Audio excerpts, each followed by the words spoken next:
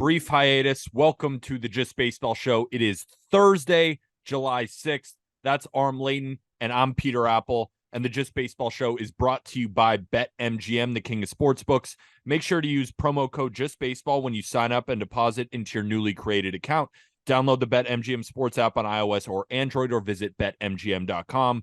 Place your first bet offer and receive up to $1,000 back in bonus bets if it loses. If the bet does lose, your bonus bets will be available once the wager is settled. Remember, gambling problem? Call or text 1-800-GAMBLER. Must be 21 or older. Aram, we haven't gotten a chance to get back on the mic in a little bit, with London and with my horrific softball injury. Now, we've just been a little bit busy. We'll both be in Seattle, and we have a loaded show for the folks, right? I have a hypothetical question for Aram off the top, but we're also going to get into all the replacements for the reserves or starters for the 2023 All-Star Game in Seattle. We're going to talk about the shakeup in the American League West and a couple of key injuries.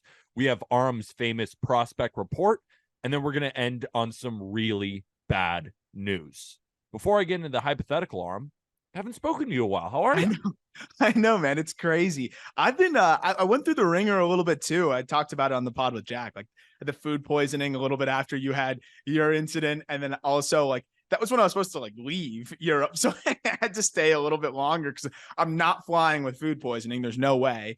But now we're all good. And it's ironic that you're going to ask me a hot dog question as I'm like just starting to like eat solid food again. So very much looking forward to that. But no, man, if we were not linking up in Seattle for like a whole week together now, I'd be like, yo, you and I need to do like a bonus episode or something this weekend. Like it's been too long, but we got a full week of shit to do together now. So I'm pumped. It's perfect timing if we're going to have like an uncharacteristic layoff with you and I on the mic. And we are fresh off a 4th of July day. Hopefully everybody enjoyed Independence Day. Happy birthday, America.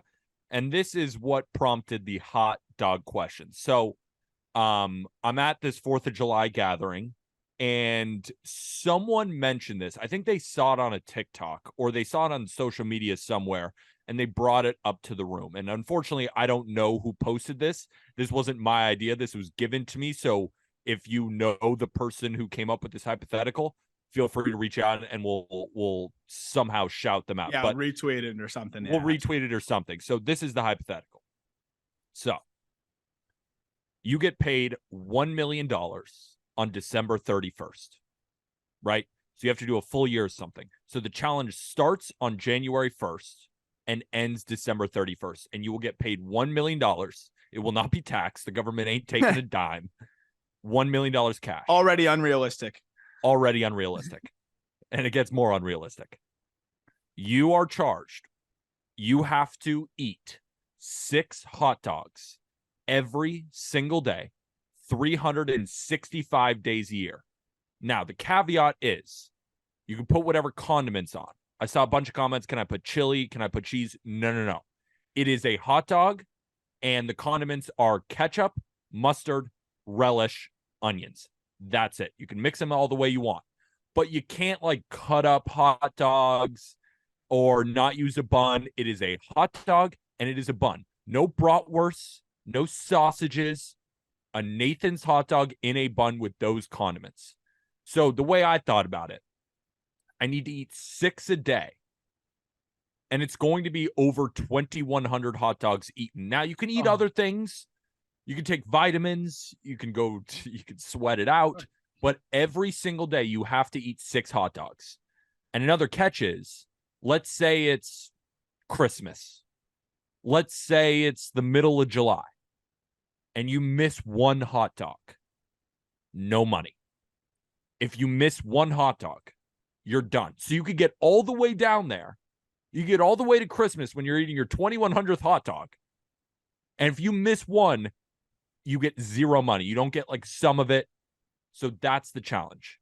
Start January 1st and December 31st, 6 hot dogs a day, all regular hot dogs. And if you don't miss a single dog, you get paid $1 million.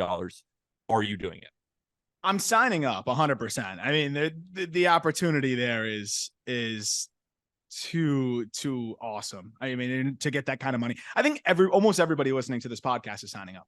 But I think the real question is like, how confident am I in being able to like fulfill it and actually do it.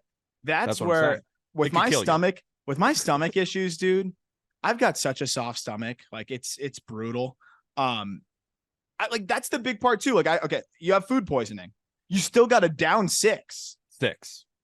So people are like, well, what if you go on vacation? And I thought a great comment under the thread was like, you're going to get paid $1 million on December 31st. You're not going on vacation this year. Your full focus is eating hot dogs. And I was like, I respect that person. I'm signing on, but I do think that there's going to be a point in time where either like my health deteriorates to the point of which, like, have you ever seen like Super Size Me? Like the guy that eats McDonald's every single meal, every single day for however long. And he legitimately, I think it was a month.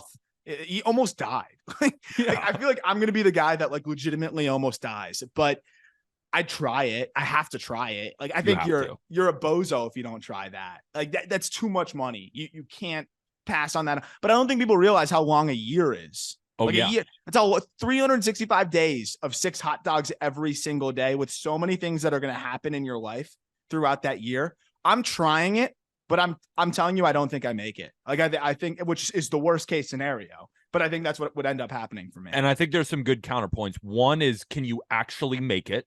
Right? Because you buy in, and let's say in the middle of August, you're like, holy shit, I am going to pass away. Yeah.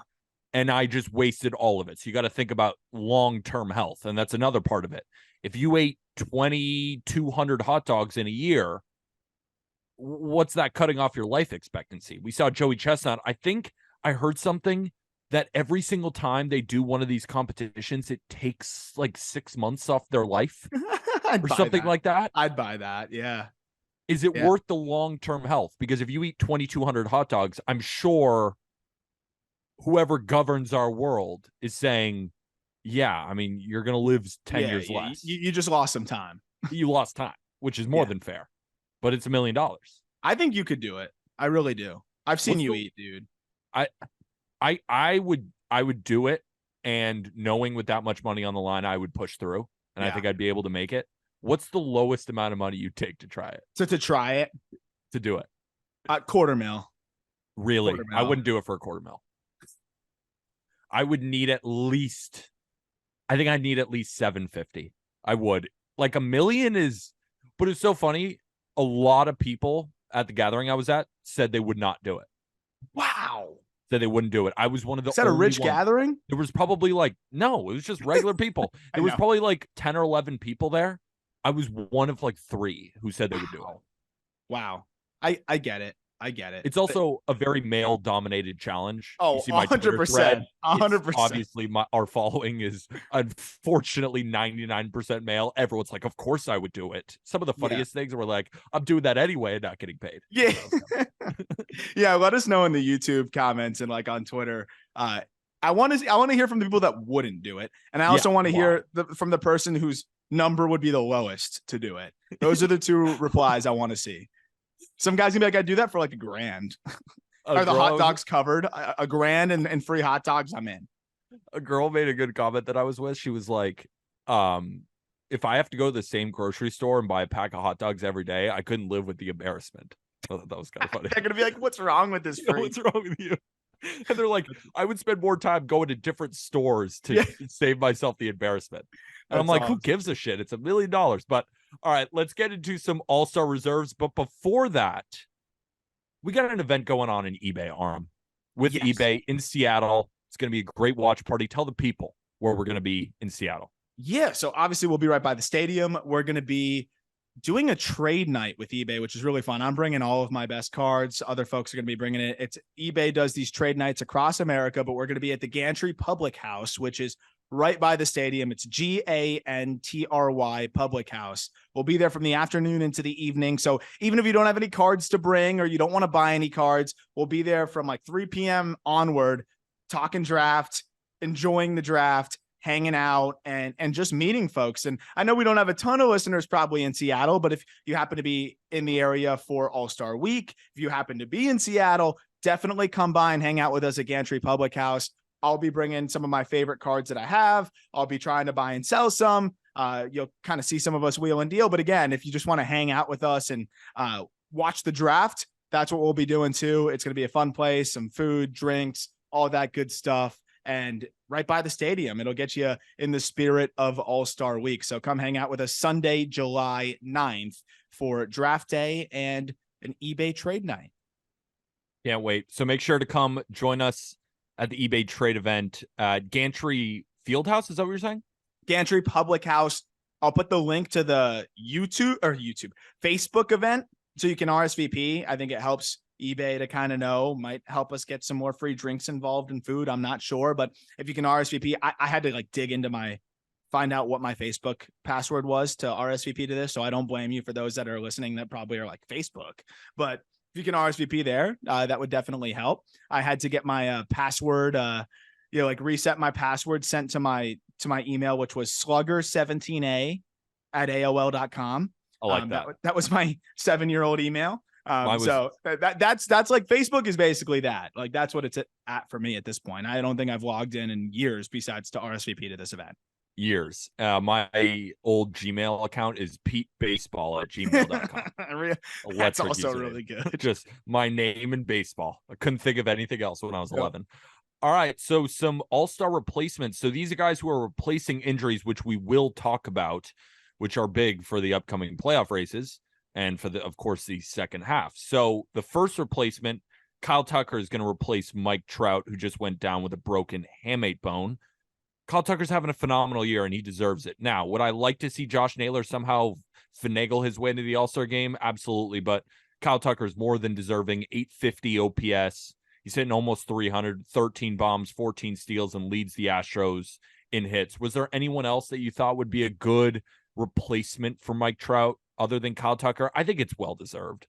Yeah, no, I think the way Tucker's been playing of late, too. I mean, he's been really coming on strong. And, I know that the All-Star nod is supposed to be, what you've done through these 80 whatever games, but of course there's going to be some recency to it. And I think it's worthy to send the guy in that's really swinging it well right now. I think Tucker's the right pick there. And to me, he's got that like star power to him. We've been talking about kind of waiting for him to turn into that MVP caliber player that we thought he could be, even at the beginning of last year before that. But even so, like, that's kind of the guy that you want to see getting plugged in here. I love some of the new blood, and I think we have plenty of that, but it's nice to see like a big time name trying to fill in for the biggest time name here, which we'll get into the Mike Trout injury when we talk about the ALS, as you mentioned, Peter. But man, that sucks. But I am happy to see Kyle Tucker in there.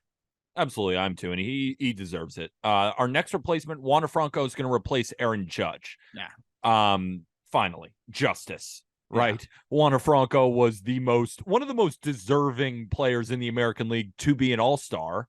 I think you could make a sound argument that he should be the starter over a Corey Seager, over a Bo Bichette. Yeah. Unfortunately, did not make it, but Whit Merrifield of the Toronto Blue Jays did. Shout out Whit Merrifield, our biggest snub, and I think one of the biggest snubs in the history of the All-Star game. I'm not even kidding.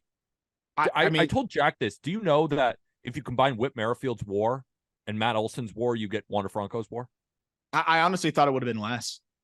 I mean, Wander Franco's third in the game in WAR behind Ronald Acuna Jr. and Shohei Ohtani. Yeah, that's the craziest snub, and I get it. It's a market thing, and we talked about that. And we're talking about the Rays versus Canada.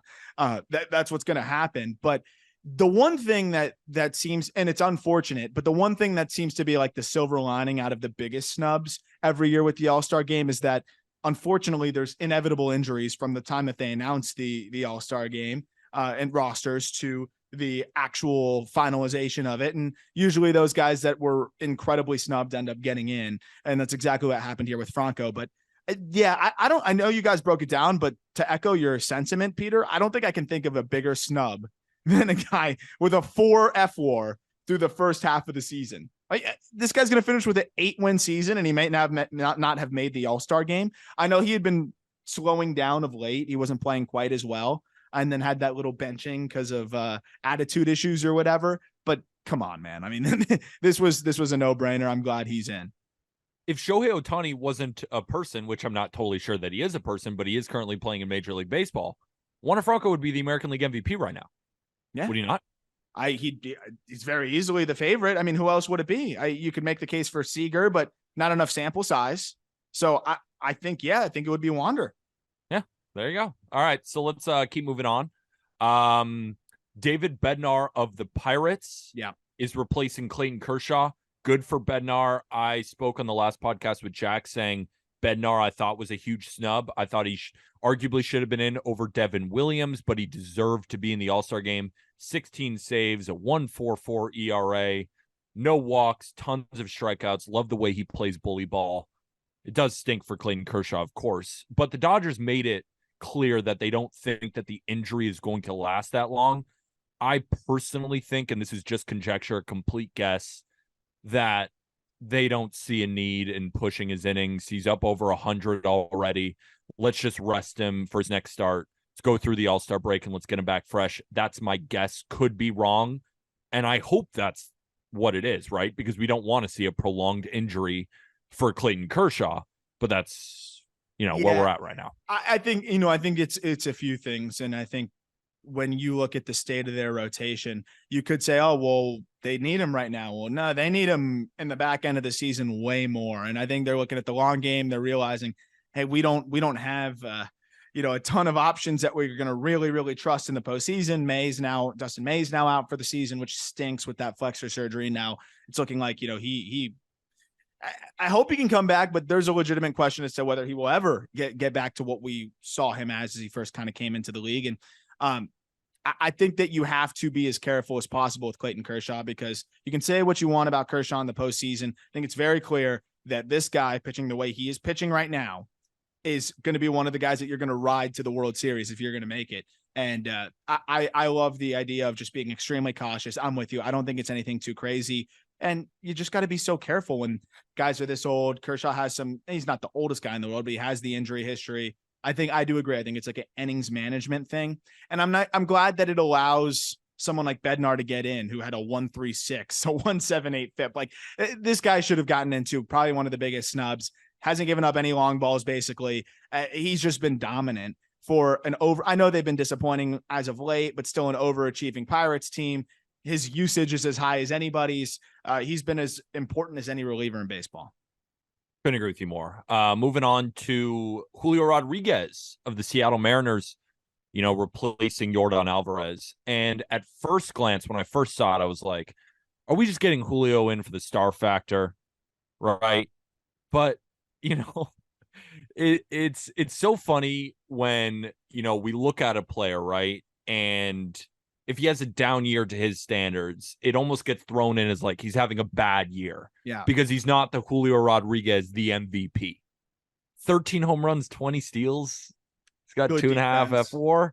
Yeah. I mean, like, he's been very good. I know Mariners fans, I saw some stuff. They were like, oh, he's not even our best outfielder right now, right? It's JP Crawford. It's Jared Kelenic. It's Teoscar Hernandez. It's one of these guys. And I was like, come on. I looked it up. Like, Julio's been great.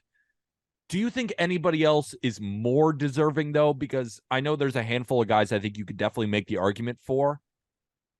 But at the same time, Julio's had a good, like, he might be 25-40 this year while playing great defense in center as a 22-year-old. Yeah. So I don't think it's a reach to have him in there. I don't think it's a reach. You mentioned the F4. You mentioned he's playing great defense in center field, the stolen bases. He's starting to get it going a little bit more at the stick in terms of home runs. I would have liked to have seen maybe, like, I'd like to see Josh Lowe in there, but Josh Lowe's a 2 F4 guy. Technically speaking, Julio Rodriguez has him edged out, and Julio Rodriguez is playing more. The Rays kind of protect Josh Lowe from left on occasion. I think ultimately it's you look across, most of the guys in the outfield in the American League, unless I'm missing somebody, are in. So I think those Red Sox have a definite, like, Verdugo, Devers. I think, or not Devers, excuse me, Masataka Yoshida. I probably wouldn't put Yoshida in that, but I would put Verdugo in that. I think Verdugo is very deserving for the Boston Red Sox, and I wouldn't have mind seeing him, but their years aren't that different. Yeah, you're looking at Verdugo, a 1.9 F4. He's hitting 291. He's 121 WRC plus. But I think the guy that's playing a high level center field probably gets the nod with a little bit more in the counting stats department. Like Verdugo, great job, bat to ball, gets on base, but 6 homers, 3 bags when you're looking at, and for me, all-star game, like I like looking at the advanced stats, but also that's where you get to kind of be like, have fun and just look at home runs and stolen base. That's why we're watching the all-star game anyways. I called them the originals. Yeah. And the OGs, the OG stats. Like it's your production. That's what gets you an all-star nod. Like we can use advanced stats to predict future success, or we could just talk about when we're analyzing a player being like, yeah, he got a little bit lucky. He's due for some positive regression in the second half. But with Cy Youngs, with MVPs, with, you know, all-star game appearances, it's really based on the production stats, the counting numbers, unless there's like a tie and you can point to something like that. But and most importantly, though, too, like, you know, how anticlimactic would it be for us to be there and like, you know, Julio Rodriguez isn't an all-star, like he'd just be the derby guy and then dipping. Like it's weird. So I'm happy for him. I know that there was pressure on him to try to perform over the last couple months to try to get into the all-star game, which I don't think he would have thought would even be a problem at all going into the year. So, you know, I'm happy for him. I'm happy for the Seattle fans. Like it's the right thing beyond the stat line. And I think it's not a reach with the stat line. So it makes it a no-brainer. And I think our last replacement, or the only one that we have currently, because, you know, we still have a couple more days. Yeah, hopefully no more, but no more. But this is the last one, and I think incredibly deserving. He would have made my all-star pitching staff. George Kirby replaces Shane McClanahan. George Kirby on the Seattle Mariners. On a couple podcasts ago, I went over how historic George Kirby's command has been this season. 3.21 ERA. The highest strikeout to walk ratio by far in Major League Baseball, 86 strikeouts, 9 walks. He has to be an all-star. And I saw the Bally Sports video of when the manager for the Mariners was announcing it, and all the Mariners players just surrounded George Kirby and started celebrating. Such a cool moment, and more than deserving. Now, Joe Ryan deserves a nod here. I think Joe Ryan has been one of the best overall pitchers in baseball, so it stinks to not get him in. I think there's a couple more guys. I think John Gray is deserving. You know, there's a few others, but those are the first 2 names that come to my mind. Yeah. But I like putting George Kirby in. I think between those 3, maybe I'd go Joe Ryan. But again, I think George Kirby has been fantastic. Yeah, and this is another one where, you know, they say like tie goes to the runner. I think tie goes to the Mariner here.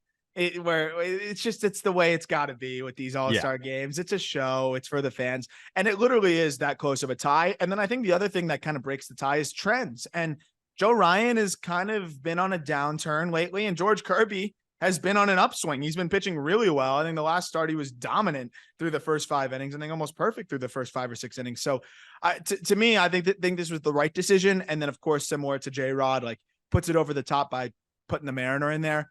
But there's something special about what Kirby does in a game now that's so stuff-driven, where command sometimes goes to the wayside. I love what George Kirby does. And I think when you have that kind of strikeout to walk ratio and you lead the league by so much, that's got to have some value too. So I'm all in on George Kirby being an all-star, and I'm pumped on that. And continuing this trend, talking about injuries, the Angels ran into an absolute disaster. Yeah. Mike Trout is now out.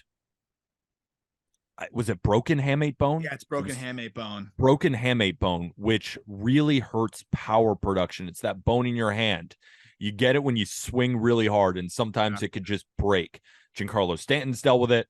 Aaron Judge has dealt with it. Yordan Alvarez dealt with it before the season. J-Ram happens to a lot of these big-time power bats. I think did Judge have it way back too? Oh, yeah. No, Judge. Every power guy. Like your hands, the stupid-ass bone. Stupid-ass bone. Every huge power hitter has basically sustained this injury at one point in their career, and it sucks. Yeah. It sucks. But the nightmare doesn't end there. Anthony Rendon fouls a ball off. He's now out. Shohei Ohtani exited the game as a pitcher, but stayed in as a DH with a blister on his hand. That's a nightmare for these Los Angeles Angels. Like, you look at their lineup without these guys in it, and it is not good. Zach Neto's still on the shelf, right? They bring in guys like Mike Moustakas. And when you look at their lineup, what? Eduardo Escobar. Aram, if they don't have these three guys, they are going to be in a tailspin. There's no doubt about it. Yeah. I think we're looking at one of the most aggressive teams now. I think as the deadline gets closer, they may be trying to make a trade sooner rather than later. And we're going to talk about how the, AL West is, kind of open for the taking a little bit, or at least the teams in the AL West outside of, the Texas Rangers are starting to kind of head in different directions and hit these interesting trends. But you look at the Astros, they're only 3 games back of the Rangers. We'll get into them. And the Angels, they weren't hanging around, but now they've kind of slid a little bit, but they're still within shouting distance. I think anyone within 8 games is in shouting distance up until the other side of the All-Star break. But if it weren't for Mickey Moniak, if it weren't for some of these other guys that have stepped up, I'd be really, really, really, really concerned. But you can kind of feel the season slipping away a little bit, Peter. Like all of a sudden, Joe Adell's back in there and we're hoping he can catch lightning in a bottle. Maybe like all of a sudden it feels like we're kind of back to last year with a lot of the vibes around this team. And it stinks because we didn't even mention Logan O'Hoppe, who, was hurt months ago, who looked like he was on a fast track to potentially being one of the Rookie of the Year finalists. Like this team is just cursed. I don't know what else there is to say. I always think it's silly when people say, oh, the team's cursed. But I mean, who can you blame for this other than horrible luck? Like I feel so bad for the Angels and Angels fans because I thought Perry Minasian did a pretty good job of putting a decent team around Shohei Ohtani and Mike Trout, but you can't control this shit. Like you can't control it. They finally get something special with Neto being able to come up and contribute. They're not asking that much of him. Just play a good shortstop and be a good 9-hitter. He was doing exactly that. He gets an oblique. And that's one of the most athletic players that you're going to see. Like he doesn't deal with injuries. He never really did through college. It's just crazy to me that how much bad luck this team has had. 3-7 in their last 10. And then they get hit with these 3 bombs. That's why I really wanted to talk about before we press the record button, we always say, well, what do we want to talk about today? And I said, we have to talk about this American League West division. Because I think it's one of the most entertaining. There's so many good players and so many good teams, and it's a dogfight.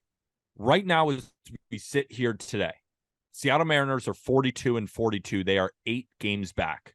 The Los Angeles Angels are 45-43, 7 games back.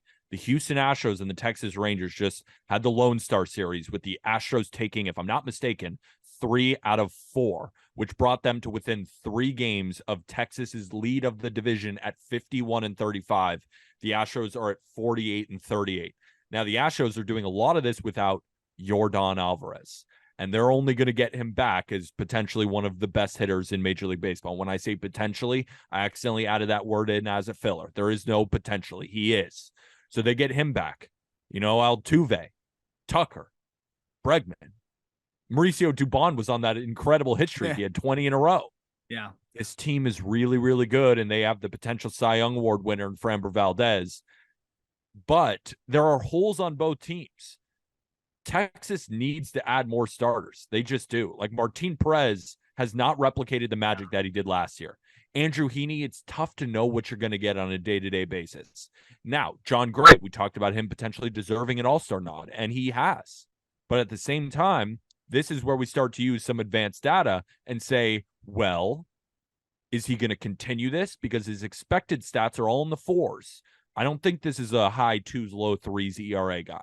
Yeah. Now, Nathan Eovaldi has been fantastic, but at the end of the day, he's getting older. Is he going to continue to be this dominant? Now, is he going to regress to a 4 ERA guy? No. But is he going to be like this for the entire second half? I have my doubts. There's problems in the bullpen. Adding Aroldis Chapman was big, but the offense can only carry you so far. And the Astros, they have problems too with Christian Javier. Christian Javier has not looked like the same guy. He's mostly a 2-pitch pitcher, and those 2 pitches just don't have the same life that they did last year. He's been really struggling lately. So that's why I think this division is one of the most entertaining and unpredictable divisions in Major League Baseball. Yeah. Because there's problems on every team, and there's incredible bright spots on every team. And I wrote my article because I was betting on this Astros-Rangers series all weekend. I thought it was one of the best series of the year. The Astros really took it to them. Yeah. They really did. I mean, the Rangers had this incredible comeback. The Astros went up 10-2 Rangers came all the way back, but then the Astros ended up winning it. But there were some blowout wins in there. Not a lot, They still kept it relatively close. But when I was watching that series, I came away thinking the Astros are better than the Rangers. And I know that's tough to just grab from one series. But when I know when the Astros are hot versus the Rangers are hot, give me the Astros. And they, it was in Arlington. It was at home for Texas, and they've been a great home team this year. But the Astros held their own. Their bullpen is so damn good that they can just shut down games late. Yeah. I personally would take the Astros over the Rangers, and I know that's crazy, but we'll see what happens. So, couple things. First of all, I also forgot that Brandon Drury hit the IL on the 29th of June. Yeah. God bless the Angels. First. That was the one thing I had to throw in there. And that's not including some of the relievers, Ben Joyce, all those guys. But I love everything that you hit on because it's pretty funny. I think maybe three weeks ago. And this is the funny thing. Like when you do a baseball podcast every single day for an entire season, you see some of those like Mike Francesa clips where it's like him arguing against himself, where they like find something he said here and then something he said here. And they're like, yeah, like, what do you actually believe? 3 weeks ago, I said, I might be concerned about the Houston Astros because they just looked rough. And I'm like, okay, well, where's Brantley at? Tucker's not performing as well as I thought at that point was like flirting right above high 700s, low 800s. There were some questions across the board. We knew McCullers was out for the season. And then, of course, I mean, like, this is what you get for doubting the Astros. They basically turned it on since then. And I think they pretty much put that to bed for me. Like, I don't think I'm very concerned about them. I don't think that they are the, like, clear cut number one or 1A, 1B dominant Astros. But they weren't going to be that. Like, I was thinking, like, man, this team may be fighting for a playoff spot. I don't think that's the issue either. They're in between those two spots. And to your point, the Rangers are looking behind them now, especially after this series. And when Jack was leading us through like games of the weekend and series of the weekend, I was like, this is a series where the Astros can really, really make their statement and say, hey, Texas Rangers, we know you're playing unbelievable ball. We know you're the story of the year, but we're the fucking Houston Astros and we're right here. And to your point, they did exactly that this series. And one, I mean, they were going to be aggressive anyways. But one, I think that really galvanizes them to like, let's go make a move. And I'm really excited because you're going to see a good old fashioned bidding war between these two teams. You set the scene here. So what do you think is the biggest need for the Astros? I agree. The Rangers need pitching. And the good news for the Rangers is they can go rental route. Like that's fine. Though they're going to get DeGrom back, a year from now. Like they don't need to go control. They got young pitchers that they can bring up next year. They can sell out for a rental. So they could go Jordan Montgomery. They could go Eduardo Rodriguez. Like they could go a million different directions. But when you look at the Astros, what do you really feel like they need to close that 3-game gap, which I think naturally they might, but they need to kind of kick the nitros and try to get going. It's funny. I think the Astros and the Rangers are in the exact same spot. They need a big time starter. When I look at the Astros, I look at Framber. You're going to win basically every single one of those games. Christian Javier, do I think this is going to continue? Not particularly. Am I a little bit worried? Yes, but not so worried where I think he could cost them anything major. But then I look at JP France. I look at Ronel Blanco. I look at guys like that. Yeah. Those guys are not playoff starters. Now, can they keep you in games in the regular season? Absolutely. But they need to be aggressive at the deadline and go get a Shane Bieber. They need to be aggressive and go get an Eduardo Rodriguez, a Jordan Montgomery, someone in that breath. They need to be able to make that move. But the thing is, Aram, I genuinely think that the Rangers have been playing some of the best baseball that they could possibly do. And the Astros have fallen far below expectations, and there's a 3-game gap. No, that's a good point. That's my point, right? The Astros have been way underperforming, and Texas is the story of the year. And they're 3 games between each other, and the Astros just took 3 out of 4. Yeah. That's what I'm saying here. That's why when we were asked on the mailbag episode, I said, who is the sleeping giant? I said the Astros. Yeah. Because I'm like, they got the league right where they want them. Yeah. Yeah, sleep on us. You're right. We're not having that good of a year. Jordan's out. Jordan's still out. Ladies and gentlemen, he is still out, and they're doing this. Like, you take the best player off the Rangers. How is that going? If you take out Corey Seager, they were still playing great. So credit to them. But that was in the midst of some of the hottest baseball that anyone was playing over the entire season. They have Corey Seager back, and they still lost to an Astros team 3 games now back and without Yordan Alvarez, with less than ideal pitching options. The Rangers just don't have the bullpen arms that the Astros do. They don't. And when those guys are hitting, when Yordan's back, the Astros can bang with any offense in Major League Baseball. And when you have Framber versus Eovaldi, who's winning? When you have Javier versus John Gray, who's winning? Yeah. When you have Martin Perez or Andrew Heaney against one, who's winning? Like, the Astros are favored, and they're going to win those games. So that's why I look at it's like, if these two teams play each other, the Astros have almost every advantage because the Rangers' advantage is how good their hitting has been. But when the Astros get back Yordan, they can bang with them, and then they outlast them in every other category, including like defense. Yeah. The Astros have a better defensive team. Well, and you know what's really standing out to me is, Jose Abreu looked dead. And dead. How about the last 20 games? Not only did he make a statement in that series, last 20 games, 313, 345, 588. So 152 WRC plus. If this guy is doing that, if he's doing that, and then also the Astros have said they're open to moving an outfielder. Chas McCormick's a good player, like a very good player that could be part of that return to go get a Shane Bieber. Like, that's a perfect trade partner there, because we already saw that it worked in the past. They liked Miles Straw, but now you're going to get a way better player than Miles Straw. Chas McCormick would probably be one of their better hitters, like right now, like at least in the better half of their lineup, and plays a good outfield. They may not have the prospect capital that some other teams have, but they could put together some good prospects along with Chas McCormick. Go get a Bieber. Now this team really looks scary, like the Astros perpetually do. I think the Rangers, they got the 3-game cushion still after the bad series, which is the one thing that works in their favor. They have a great system to trade from, and the number 4 pick in this draft. So I think you could be even more aggressive. Like, I'm okay with trading, a high level prospect, knowing that we're about to reload with like Walker Jenkins or whoever. The time is now. Yeah. So the Rangers have probably more capital when it comes to prospect pieces. And that's why I'm interested to see how much are the Astros making the Rangers sweat a little bit. And is Chris Young going to make that really, really aggressive splash? Because the Rangers do have the ability to, make the biggest offer possible. I think just about they can outbid almost any team prospect wise, unless the Dodgers get involved or, somebody else, but there's not very many other teams. I think the Rangers may, put it all forward here and put together a blockbuster deal. Yeah. I want to be perfectly clear here.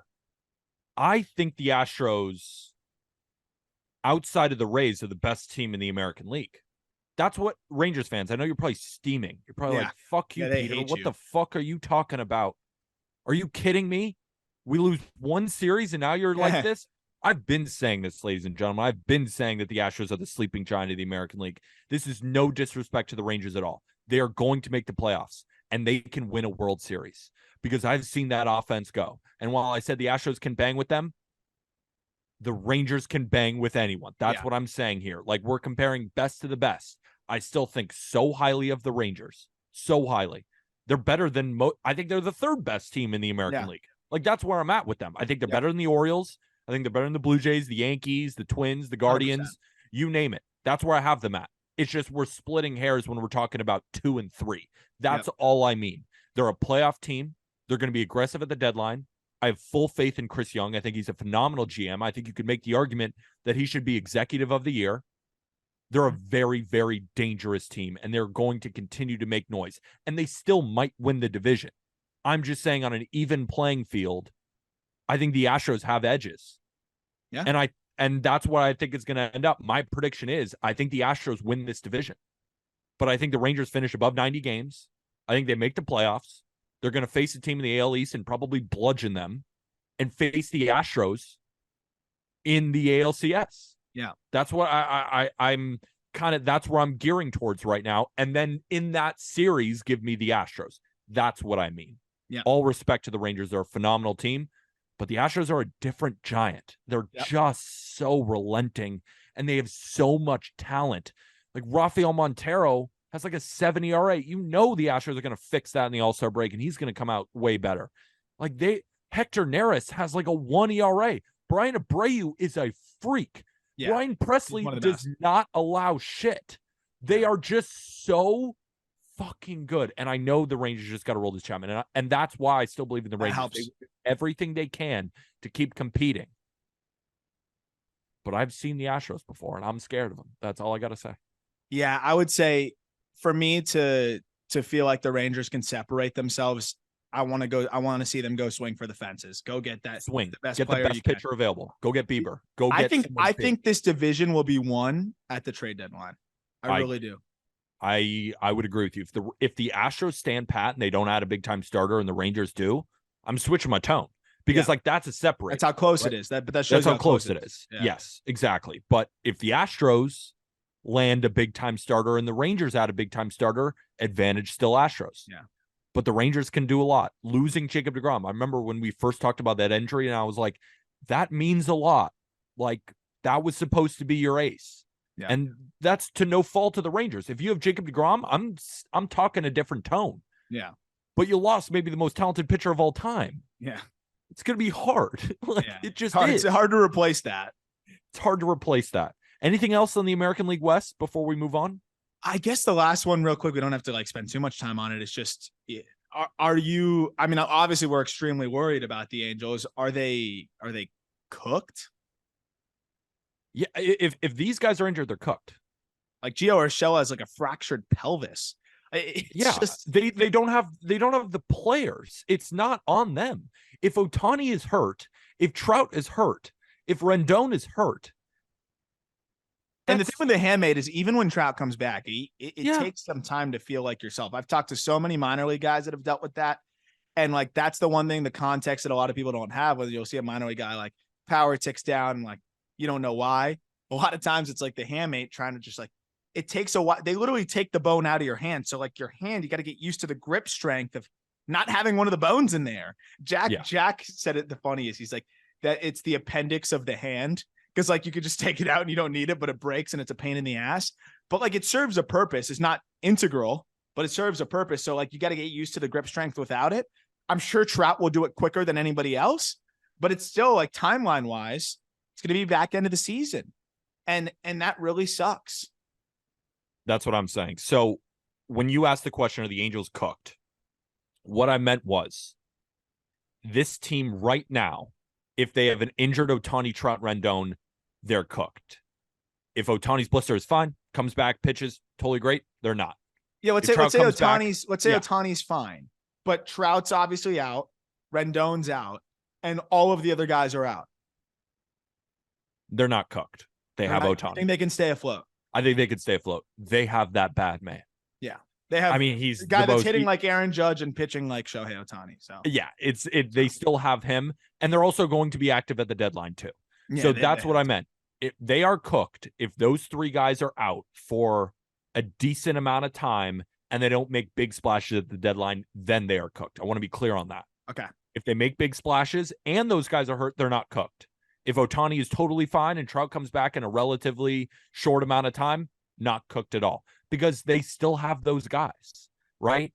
They still have good enough pitching. They have a good enough bullpen. They've gotten a lot of contributions from a lot of good young relievers. I don't think that they're stay afloat. This is the craziest part. So we saw Josh Young come back from a torn labrum by the end of the year. Based on timeline, there's a shot that Logan O'Hoppe could be back. And even if he's not hitting to the best of his ability, you're getting more than whatever you're getting behind the dish. And and I know Matt Dice has played all right, but I'd rather have O'Hoppe. Good. He's been good. He's been a step above all right. He's been good. Yeah, he has been good. To be fair, he has been good. But you'd love to get O'Hoppe back. You would get Neto back. I think probably sooner than everybody else. I don't know what the fractured pelvis deal is. Drury's only 10-day IL. They're gonna get the reinforcements back. They just have to tread water into the All-Star break. And my goodness, is this All-Star break going to be perfectly timed for the Angels? So I agree. I don't think they're cooked, but I think it's red alert right now. It is red alert. Can we stay afloat? Thank God for the All-Star break for the Los Angeles Angels. Because the Seattle Mariners are also playing good baseball. Great series win against the Rays, and they've been kind of beating the shit out of the Giants a little bit. So, well, they won 6-5. They almost blew it at the end of the first game, and then they won in a 6-0 fashion. Logan Gilbert complete game, looked fucking awesome. They're coming too. That's why it's like the Angels, like, we got to act now. Yeah. All right. Prospect report time. Do it. Aram Layton's famous prospect report, where I just sit here and listen and smile because it's awesome. We get to hear about all the prospects that could be making an impact on big league teams soon, or just guys that Arm's noticed that he wants to bring up to the forefront. We started this prospect report when Aram said, hey, guys, there's this really lanky and fast and powerful guy for the Reds, Ellie De La Cruz. Have you guys heard of him? Yeah, now we've fucking heard of him. This is the kind of analysis that Arm brings to us. And of course, Arm and Jack break down a ton of it on the Call Up podcast. So make sure to check out that to hear more about prospect stuff. We got Arm in the meantime. Arm, talk to us. That's always just, I love the intro, man. I love my favorite time of the week. I just sit here. I'm just like, I really appreciate it. Well, so first of all, actually, the first guy I want to talk about is someone that's going to be on the Call Up this week. So I'm pumped about that. It's not even why I want to talk about him. Like, I was going to talk about him regardless. Kobe Mayo of the Orioles. And it's so, the Orioles are so annoying, but Kobe Mayo, I put out a tweet today on this guy, first base / third base. One of my favorite bats in the minors. He was a preseason top 100 guy for us that I think is going to be a special bat. He's getting some Austin Riley comps, and I don't think it's crazy at all. Here's the numbers for him as a 21-year-old in AA this year with the Baltimore Orioles. 320, 436, 632, 17 home runs, 49 extra base hits, 15% walk rate, 24% K rate. It's pretty damn good. Last 20 games, 413, 511, 907, 9 home runs, 19 extra base hits, 14 walks, 16 strikeouts. Absolutely insane. He hit a home run the other day, 110 miles an hour. This guy, I think is, by the time he debuts, and he should be in AAA by now, I think he might be the next guy to go up now that Colton Cowser got bumped up, who I'm about to talk about too. He might be the next best offensive prospect in the system. Like, I think he's better than Jordan Westberg. I think he's better than Joey Ortiz. I think he's better than a lot of these other guys. Better than Kjerstad? Yeah, I think he's better than Kjerstad because he's got 3 years. Yeah. 3 years. So I think that one, Mayo is going to be top 30, top 40 prospect for us in the update. 2, he's going to go to AAA very soon. And 3, this guy's hitting 400 as a 21-year-old over his last 20 games in AA. That's just some insane stuff right there. Insane stuff. Let's talk about Colton Cowser. So Cowser got called up, and the Orioles are in a really good spot because they can just continue to try guys, see how it works. Like, they tried Joey Ortiz. He didn't perform quite the way they wanted. They send him back down. Now they bring up Westberg. He's been swinging it. So they can kind of bring up these different guys that can help them. Colton Cowser is a special bat. And he's a guy that I feel like we've always been higher on. I've always kind of pushed him as high as I can.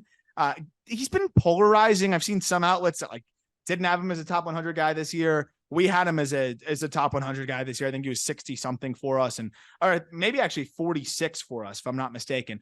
And what he's done this year has just been outrageous. Wait, hold on. That sounds like remember in Moneyball where Billy Bean, played by Brad Pitt, he's like, how many scattering reports did you have? And he's like, I did 49 or 48. And then he corrects somebody. He's like, I actually did 52. I just lied right there. That felt like he was like 60. Actually, he was like 46. No, we literally, like, Colton Cowser is going to make this team better. I really think he's gonna hit the ground running. They may like kind of shelter him from lefties a little bit, but I think he's been much better. That was the big question with him. People were like, oh, well, he struggles against lefties. Well, guess what? He has a 900 OPS against lefties this year, 996 OPS this season. In AAA as a 23-year-old, a young 23-year-old.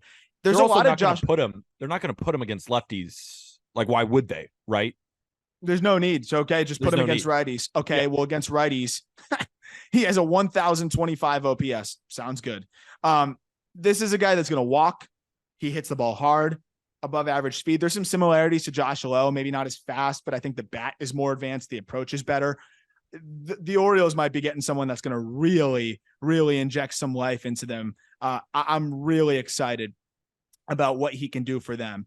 And this is a player that, I mean, dude, it's unfair what the Orioles have building there. And then I'm sick of the Orioles coming up on this prospect report too much. As a Yankee fan, I'm just sitting here and it's like, oh, well, this guy He's going to be new and amazing. And then this guy, and then this guy. You know what? I'm sick of it. Yeah, I'm sorry. Well, let me pivot to another AL East team then. Thank you. Great. Let's hear more. Yeah. Just endless, and it's never going to stop. I am so in on Carson Williams. Every time I'm waiting for this guy to slow down with the Rays, he is just not slowing down. And one of the best gloves. I love the bat. Ridiculous power. He hit a home run the other day. 450 feet. And this is a guy that just turned 20, 19 years old, I think, when he still hit the home run. Yeah, he was 19 years old on the day of the home run. He just turned 20. 450 feet as a shortstop who's a plus defender. I think he gets moved up to Double-A very, very soon. Huge fan of his. I think that's a guy that's really a special bat. And then one other bat that I honestly thought was dead, and I want to give him some love because he's not dead yet. Rhys Hines of the Reds. I really thought this dude was never going to hit enough. And I'm still extremely concerned as to whether he's going to hit enough. But you know what? He's hitting right now. You look at the last 20 games for Rhys Hines.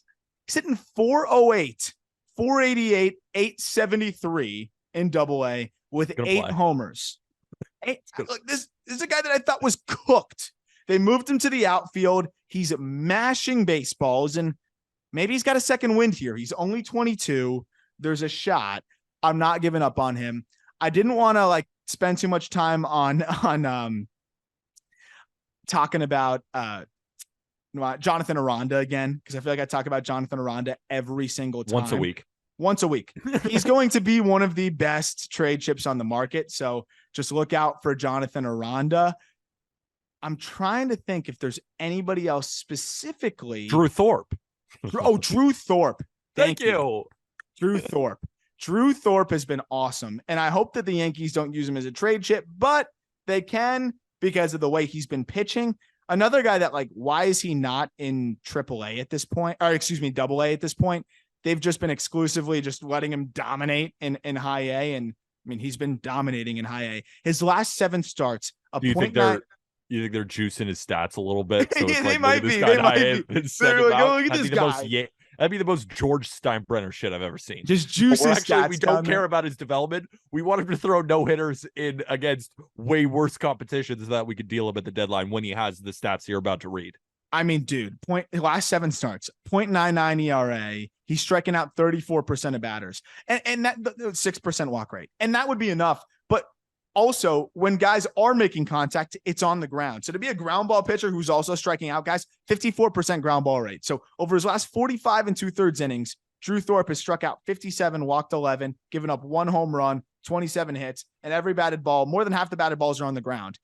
He was a high floor college arm, but I think the ceiling continues to look higher and higher. Fastball's kind of ticked up a little bit higher to 92, 93s, grabbing in 94.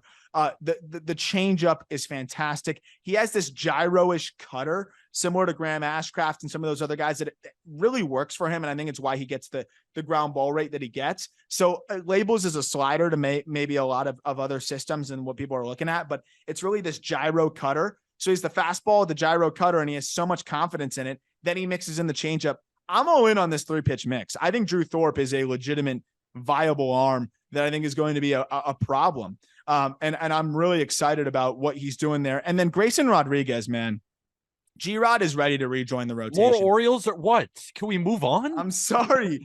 27 whiffs last start against the Durham Bulls. 27 whiffs, 6 innings, 3 hits, no runs, no walks, 12 Ks. The number one reason why they sent him down there was to work on fastball command. And holy shit, he was dotting it inside, outside, up, down. And it was setting up the changeup perfectly. 7 whiffs on the changeup. Slider was nasty. This guy's figured it out. He's ready to go back up. I've pretty much seen enough of Grayson Rodriguez. I think he's ready to go. Couple more arms real quick. Caden Dana. This was an Angels guy. He'll probably get traded.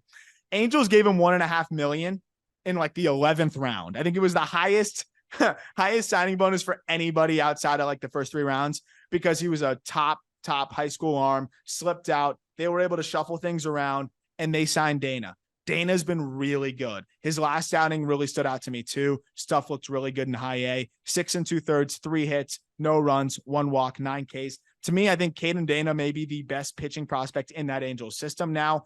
You Wow. put Caden Dana there with an Edgar Caro, all of a sudden you might be able to get a superstar type player. You could put a package together there that could get it done.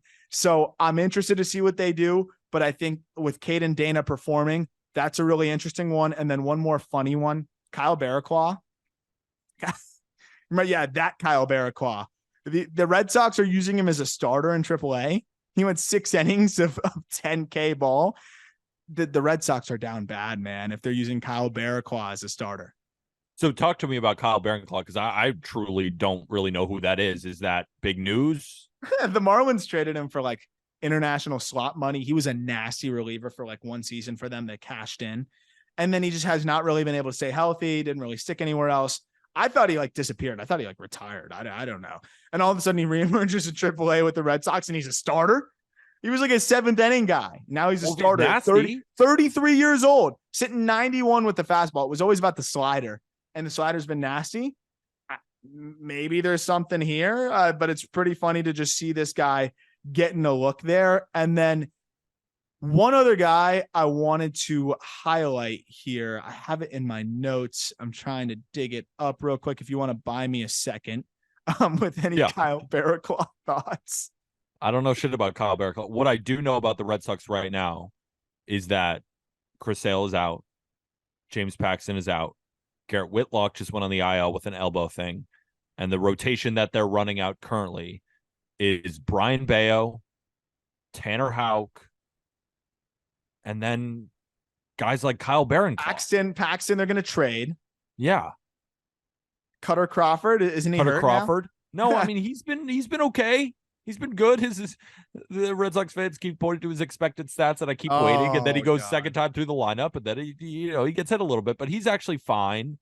I can be fine with him. But the Red Sox have real problems outside of Brian Bayo, who's been unreal. He's been great for the Sox. Bayo's special, man. That was a guy awesome. I've liked since he was a prospect. But I mean, he's pretty much answered, I think, every question around him now. He's nasty. He's great.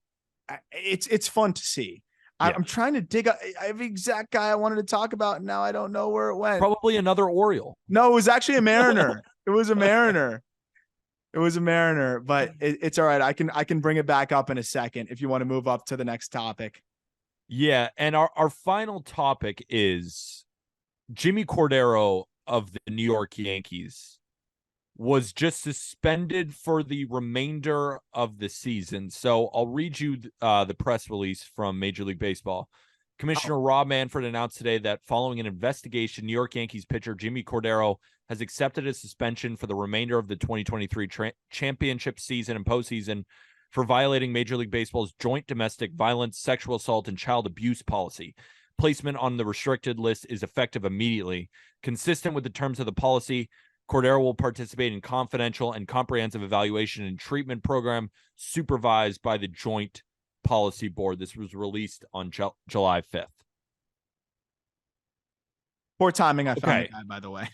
Sorry? I said poor timing. I found the guy, by the way. But yeah, let's talk about this first. Let's do it right after that. We'll do it right after that. Yeah. Go ahead. So we don't like to talk about this kind of stuff on our podcast. We have built this podcast around what's on the field. We don't really talk about off the field issues really at all because it doesn't concern us. We don't know the full details. We don't know the lives of these people guys. Kind of come to us to be an escape from everything else.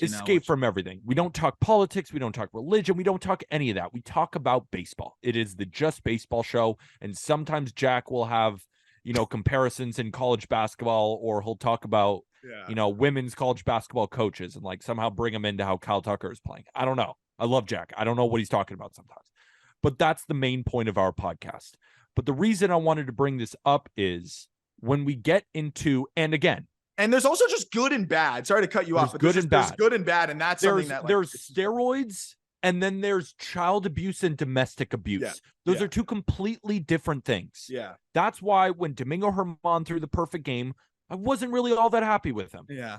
Was there a second where I was like, holy shit, I'm watching, the 24th perfect game in Major League history, and that's cool within itself. But then you turn off the game and you're like, did it have to go with Domingo Germán? When I'm watching Marcell Ozuna have an 850 OPS for the Braves and perform well.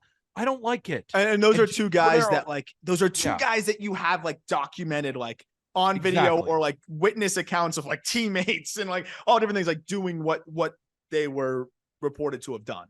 And when Chapman, he had that stuff with the shooting the gun inside of a chair. I didn't know the full details, but I was like, you know what? I don't want these guys on the Yankees. But as a Yankee fan, like speaking from the heart for a second, I fucking hate this. I hate like Domingo Germán. Why do we still have him on the team? Jimmy Cordero, if he ever comes back, and maybe he's innocent, I don't know, right? We don't have the full details. This is just what was given to us. I'm going to assume that he's guilty. He accepted the suspension. MLB gave it to him. And that's that. So he's guilty of something. I'm sure we're going to see. And they don't hand out those suspensions like no, that. They gave it to Domingo Germán, who did it at a Yankees event where there was no denying it.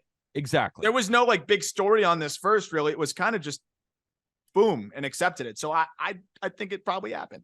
Playing in Major League Baseball is a privilege. There are so many talented players in the minor leagues that deserve a shot over these fucking guys.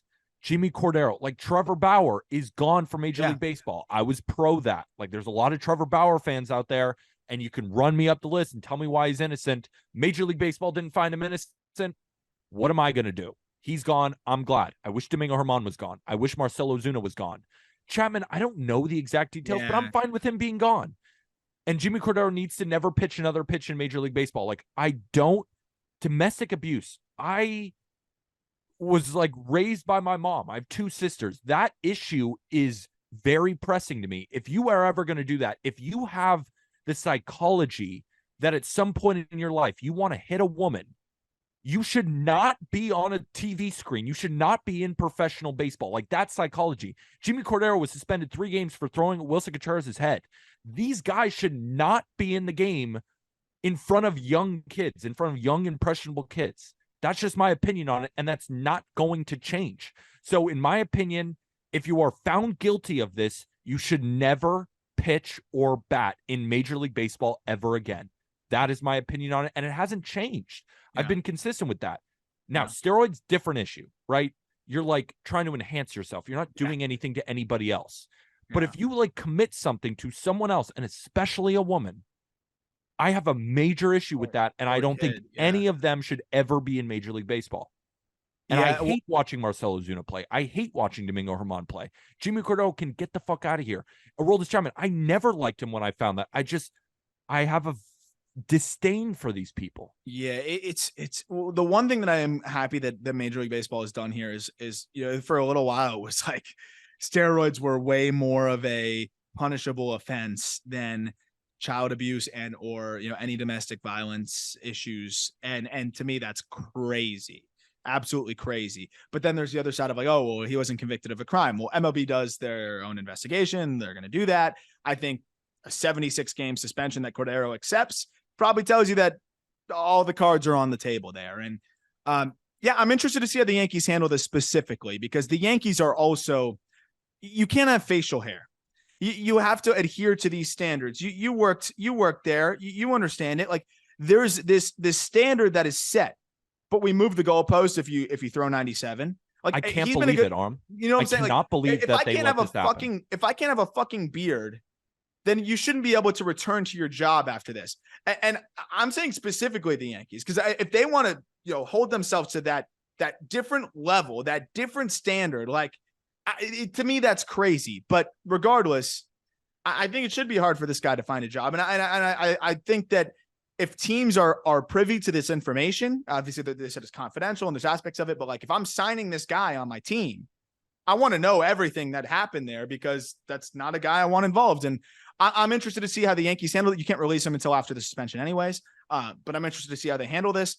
I think the Yankees, given that they have Germán on their team, that they had Chapman, should have a zero tolerance policy for this kind of thing and should release him. If he years later comes around and says, I got therapy, I did treatment, I did these things, I do believe that there's a world of being able to, I think, improve yourself, but maybe that's not on a Major League Baseball stage, to your point. So I do like that baseball has these programs in place, has these things to help improve I think whatever mental health issues people may have, whatever issues they have to be doing these kind of things. But man, 76 games, like there's definitely where there's smoke, there's fire. And obviously there's some fire here. And I hope the Yankees do the right thing and cut ties, because it's just, I'm not saying the Yankees actively search for players with these kind of issues. It's bad luck, but how do you handle that now? And so far they've kind of been like, how do you throw for us? I think they've handled it horribly, Aram. Yeah, I really do. I think they've handled it objectively horribly. Yes. Why is Domingo Germán on the Yankees? It's how good of a pitcher are you for us? But he's not even that good. What are we doing? I know. He threw the perfect game. Like, other than that, he sucked. He was like, shit makes my skin crawl. Yeah. My favorite team, who holds themselves to the highest standards, the A-Rod stuff, like they made you shade, bro. Steroid guys, and they make you shade. Like it's making me incredibly upset. And well, we'll see what they do at the other side of the right. suspension. They can't control what Jimmy Cordero does off the field. They can't control what Domingo Germán does off the field, but they can control how you respond and they have not responded well at all, and it makes me really, really upset. Now let's talk about the Mariners guy. Yeah. Gabriel Gonzalez. Gabriel Gonzalez has been responding well at the plate lately. So I love this guy, and I'm working on the Mariners farm system. I don't know why I was drawing a blank, but I've been working on the Mariners farm system rankings. There's two guys that I really wanted to talk about: Cole Young and Gabriel Gonzalez. Cole Young is awesome.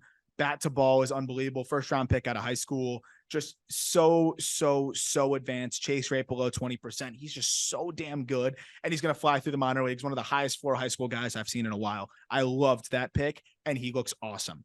Gabriel Gonzalez, aggressive hitter, like the other way, but he hits the crap out of the ball. And over his last 30 games on the same team, the Modesto Nuts, low A. They're both 19. Last 30 games for Gabriel Gonzalez as a 19-year-old in low A. 338, 373, 523 slash run with a 15% K rate. He's spraying the ball all over the field. This guy is kind of making his way towards top 100 consideration.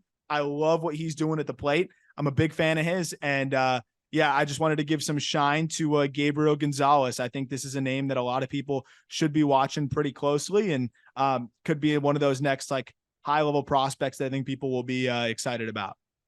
And that'll do it for this episode of the Just Baseball Show. We will, of course, be back tomorrow.